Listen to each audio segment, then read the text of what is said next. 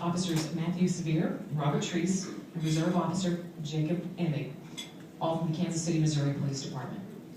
Sergeant Matthew Young and Officers Jacob Emig, Matthew Severe, and Robert Treese had just finished a 10-hour shift. It was August 2nd, 2011. They were on their way to a funeral in Savannah, Missouri for the father of a fellow officer. While they were traveling north on I-29 in Buchanan County, they came upon a rollover crash. It had just happened. 10 to 15 bystanders were gathered around the scene. Sergeant Young immediately pulled over and they ran to help. The driver had a severe head wound and several other injuries. Before the officers got there, bystanders had cut her out of her seatbelt in an upside-down van, which of course caused her to fall to the ground. She was in and out of consciousness, and when she was awake, she was combative. It constricted her airway. She was having a hard time breathing. Officer Severe was able to find only a weak pulse. The heart rate was starting to fail. The officers decided to extricate the woman from the vehicle to keep her still and stabilize her. Since they were in a remote area, it took a while for the ambulance to get there.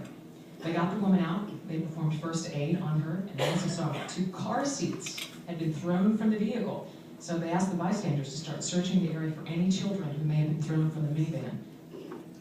None were found because officers later learned the driver was the only person in the van.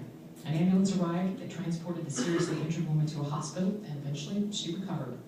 The Metro Chiefs and Sheriff's Association is pleased to present the Life Saving Award to Sergeant Matthew Young, Officers Matthew Severe and Robert Treese, Reserve Officer Jacob Emig of the Kansas City, Missouri Police Department.